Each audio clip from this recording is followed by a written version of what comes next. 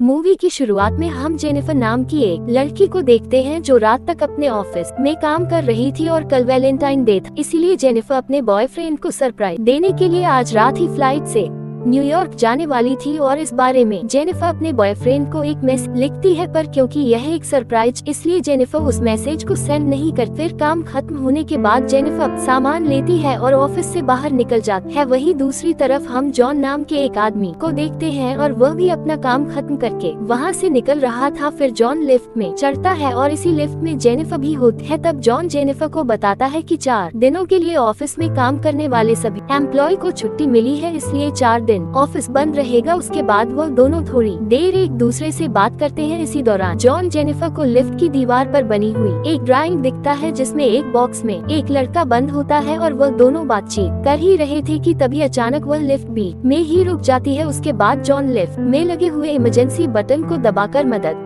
मांगने की कोशिश करता है, लेकिन वह बटन काम नहीं कर रहा था। तब वह दोनों लिफ्ट में लगे कैमरे के सामने हाथ हिलाते हैं, लेकिन वहाँ से भी उनको कोई रिप्लाई नहीं मिलता। फिर वो दोनों अपने अपने मोबाइल से मदद के लिए किसी को कॉल करने की कोशिश भी करते हैं, लेकिन उनके के फोन पर नेटवर्क नहीं आ रहा था। और अब जेनिफर घबराने लगती है क्योंकि वह 4 दोनों के लिए इस लिफ्ट में बंद हो चुकी थी। पर जेनिफर को तो जल्दी यहाँ से निकलना था क्योंकि आज रात ही उसके न्यूयॉर्क जाने की फ्लाइट थी और अब उन दोनों के पास कोई और ऑप्शन नहीं था। वह दोनों वहीं पर बैठ जाते। जेनिफर जॉन को बताती है कि वह यहाँ पर अकाउंट सुपरवाइजर का काम करती है। तब जॉन जेनिफर को बताता है कि वह यहाँ पर नया और उसने कुछ दिनों पहले ही यहाँ ज्वाइन किया है। फिर कुछ देर बाद उन दोनों को याद आता है कि हर लिफ्ट में एक इमरजेंसी एग्जिट होती है, इसलिए जेनिफर जॉन को उसे ऊपर चढ़ाने के लिए कहती है ताकि वह इमरजेंसी एग्जिट का पता लगा सके और वह दोनों वहां से बाहर निकल सके। पर वह लिफ्ट चारों तरफ से पैक्ड होती है, इसलिए उसे कोई भी रास्ता नहीं मिलता। और अब उन दोनों को साथ में बंद हुए 2 घंटे होते तो वो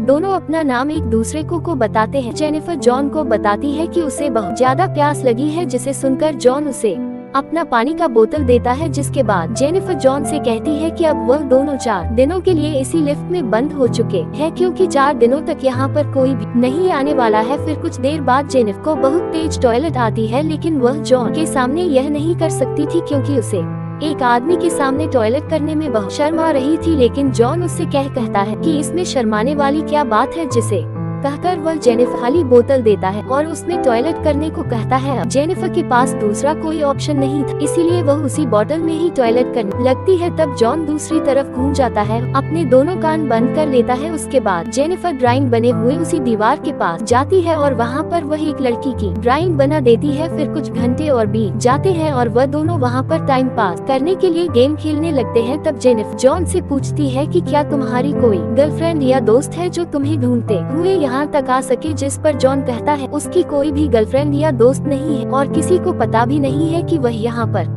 काम करता है। तब जेनिफर बताती है कि उस भी यहाँ पर कोई नहीं है और वह आज रात बॉयफ्रेंड से मिलने न्यूयॉर्क जाने वाली थी, लेकिन अब तो उसकी फ्लाइट भी मिस चुकी है। जिसके बाद जॉन अपनी वाइन की बोतल खोलता है जो वह अपने क्लाइंट के लिए ले जा रहा था और वह दोनों वहीं बैठकर वाइन पीने लगते हैं। फिर बहुत समय बीत जाता है और वह दोनों टाइम पास करने के लिए एक दूसरी ड्राइंग बनाने लगता है, जिस दौरान जॉन जेनिफर से कहता है कि मैंने तुमसे एक बात छुपाई है, असल में मैंने तुम्हें कई बार ऑफिस से बाहर निकलते हुए देखा है और तुम मुझे बहुत ही खूबसूरत लगती हो। जिसे सुनकर जेनिफर मुस्कुराने लगती है और फिर वह दोनों एक दूसरे को अपनी ड्राइंग दिखाते हैं। जॉन ने जेनिफर की बहुत ही ड्राइंग बनाई थी, लेकिन जेनिफर ने जॉन की बहुत ही अजीब ड्राइंग बनाई थी। उसके बाद जेनिफर जॉन से कहती है कि उन्हें किसी दूसरे टॉपिक पर बात करनी चाहिए। तब जॉन जेनिफर से खाने के बारे में बात करने लगता है, लेकिन जेनिफर जॉन को वही रोक देती है और कहती है कि प्लीज खाने के बारे में बात मत करना, क्योंकि उनके पास खाने के लिए कुछ भी नहीं था। तब जॉन कहता है कि तो फिर चलो हम सेक्स के बारे में बात करते हैं, जिस पर जेनिफर कहती है कि हम दोनों को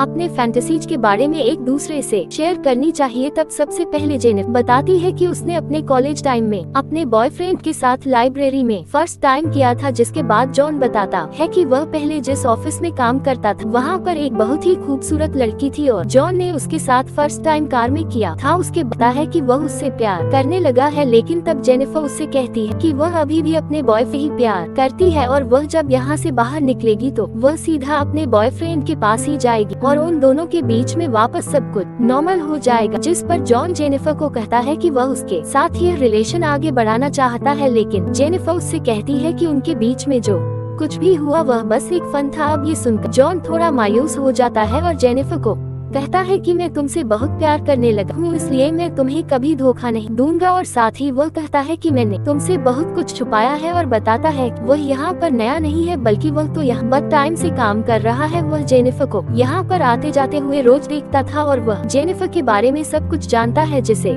कहकर वह जेनिफर को अपना मोबाइल दिखाता है, जिसमें जेनिफर के ऑफिस से बाहर आने की सीसीटीवी फुटेज होती है। असल में जॉन इस बिल्डिंग का सिक्योरिटी गार्ड है और वह रोज ही जेनिफर को यहाँ पर आते जाते हुए देखता था और साथ ही वह काफी समय से जेनिफर को लाइक भी करता था, लेकिन आज तक वह उससे बोल नहीं पाया क्योंकि उसे पता था जेनिफर एक सिक्योरिटी गार्ड से कभी प्यार नहीं करेगी। इसलिए जॉन ने ये सब कुछ प्लान किया था और वह दोनों एक साथ लिफ्ट में फंसना कोई एक्सीडेंट नहीं बल्कि जॉन के ही प्लानिंग का एक हिस्सा था। अब सारी बातें बताने के बाद जॉन लिफ्ट की चाबी निकालता है और जेनिफर से कहता है कि अगर तुम चाहो तो यहाँ से जा सकती हो, जिसके बाद वह चाबी को लिफ्ट में लगाकर लिफ्ट को चालू कर देता है। अब जफर यह सुनकर बहुत गुस्सा हो जाती है और वह जॉन से कहती है कि तुमने मुझे किडनैप किया है और यहाँ से निकलने के बाद मैं सीधा पुलिस के पास जाकर उन्हें सब कुछ बता दूंगी। अब ये सुनकर जॉन वापस लिफ्ट को बंद कर देता है। तभी जेनिफर उससे चाबी लेने के लिए भागती है पर जॉन उसे पकड़ लेता है। तब जेनिफर खुद को छुड़ाने के लिए अपना हाथ पैर मारती है, जिसकी वजह से उस पैर गलती से लिफ्ट की चाबी पर लग जाता है और वह चाबी टूट जाती है, जिससे अब दोनों सचमुच यहाँ पर फंस चुके थे क्योंकि उस चाबी से ही वह दोनों यहाँ से निकल सकते थे जो